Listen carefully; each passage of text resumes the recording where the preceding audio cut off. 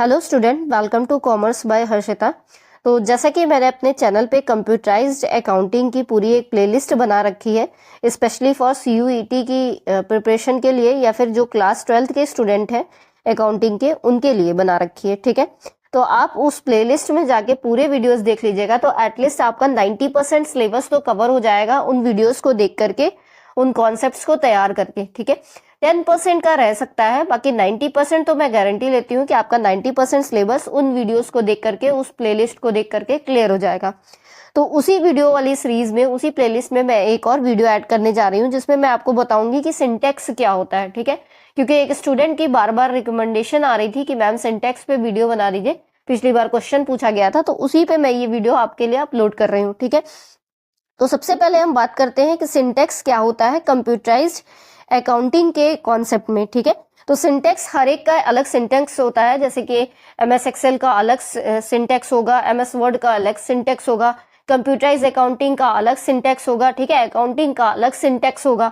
ठीक है, तो पहले हम सबसे पहले समझते हैं कि सिंटेक्स का मतलब क्या होता है। तो अगर हम नॉर्मली बोले तो सिंटेक्स क्या है, सिंटेक्स में बेसिकली वो रूल्स या प्रिंसिपल्स होते हैं जिनको हमें फॉलो करना ही है किसी एक फंक्शन को करने के लिए। ठीक है, हम उनके बियॉन्ड नहीं जा सकते या उनको चेंज नहीं कर सकते, वो प्री डिफाइंड होते हैं, उनको हम चेंज नहीं कर सकते। तो उसी तरीके से कंप्यूटराइज अकाउंटिंग करना है तो उसके कुछ सिंटेक्स हैं। ठीक है, तो normally syntax means rules and principles. तो ये रूल्स या प्रिंसिपल्स होते हैं जो हमें फॉलो करना होता है किसी भी लैंग्वेज में। तो अगर हम कंप्यूटराइज अकाउंटिंग की बात करें तो इसमें syntax refers to the specific format or set of rules that must be followed when inputting data into an accounting software।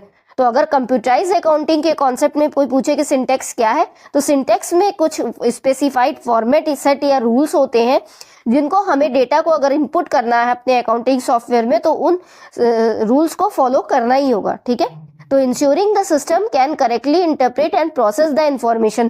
तो अगर हम अपने डेटा को इनपुट कर रहे हैं तो उन सिंटेक्स को फॉलो करते हुए ही हम इनपुट कर सकते हैं अपने डेटा को, ताकि हमारी इंफॉर्मेशन को सही से प्रोसेस किया जा सके। ठीक है, तो including the current placement of codes, तो हमें कोड्स का करेक्ट प्लेसमेंट करना है, नंबर्स का करेक्ट प्लेसमेंट करना है। ठीक है, अपने ट्रांजेक्शन का सही से डिस्क्रिप्शन देना है। तो ये सब क्या है, इसका सिंटेक्स है।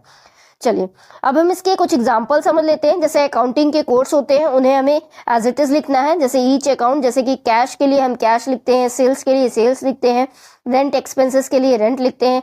तो ये एक डेजिग्नेटेड कोड है जो जिनकी जरूरत हमको पड़ती है करेक्ट फील्ड में इंटर करने के लिए। ठीक है, तो ये भी एक सिंटेक्स है। उसी तरीके से डेट का फॉर्मेट है कंप्यूटराइज अकाउंटिंग में, कि हमें एक स्पेसिफिक फॉर्मेट को ही फॉलो करना है। हम पहले डेट लिखेंगे, फिर मंथ लिखेंगे, फिर ईयर लिखेंगे। हम ऐसा नहीं कर सकते कि पहले हम मंथ लिख दें फिर डेट लिखें। ठीक है, तो हमें डेट मंथ ईयर वाले फॉर्मेट को ही फॉलो करना है। उसी तरीके से डेसिमल पॉइंट का एक सिंटेक्स है कि हमें करेक्ट प्लेसमेंट करना है डेसिमल पॉइंट्स का अमाउंट्स के बीच में। ठीक है, हम उसमें आगे पीछे नहीं कर सकते। चलिए उसी तरीके से अगर आपसे एग्जाम में पूछा जाए कि एक्सेल में सिंटेक्स का क्या मतलब है, तो एक्सेल में जो फॉर्मूलाज, जो फंक्शंस बनाए गए हैं, वही उसके सिंटेक्स होते हैं। ठीक है, तो in Excel syntax is the structure of a function और formula which includes the order of the function name and its arguments. तो सिंटेक्स में हमारे वो फॉर्मूला या फंक्शंस होते हैं जिनको हमें फॉलो करना होता है।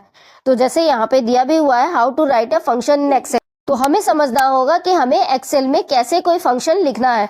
तो मैंने आपको बताया ही था इसके प्रीवियस वीडियोस में कि अगर हमें कोई फॉर्मूला लगाना है, कोई फंक्शन लिखना है, तो सबसे पहले हमें इक्वल टू का साइन बनाना होगा। हम इक्वल टू लिखेंगे, फिर सम करना है तो सम लिखेंगे, उसके बाद हम ब्रैकेट लगाएंगे जिसको हम पैरेंथेसिस बोलते हैं, और फिर हम अपनी सेल का एड्रेस लिखेंगे, फिर ब्रैकेट को क्लोज करेंगे। तो ये एक सिंटेक्स है या फंक्शन है एक्सेल का, जिसको हमें फॉलो करना ही है।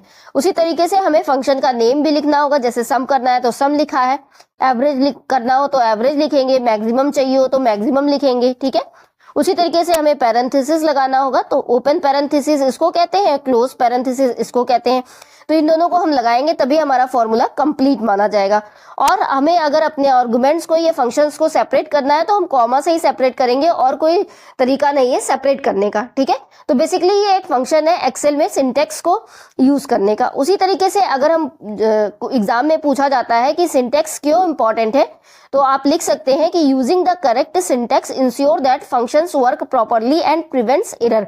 तो अगर हम करेक्ट सिंटेक्स लगाएंगे तभी हमारा फंक्शन सही से वर्क कर पाएगा और हम एरर्स को प्रिवेंट कर पाएंगे। ठीक है, उसी तरीके से अगर हम सिंपल फॉर्मूलाज का यूज करना चाहते हैं, can result in errors if syntax is incorrect, तो अगर हम करेक्ट सिंटेक्स नहीं लगाएंगे तो हमारा फॉर्मूला एक्सेल एक्सेप्ट ही नहीं करेगा, उसको इनकरेक्ट बता देगा।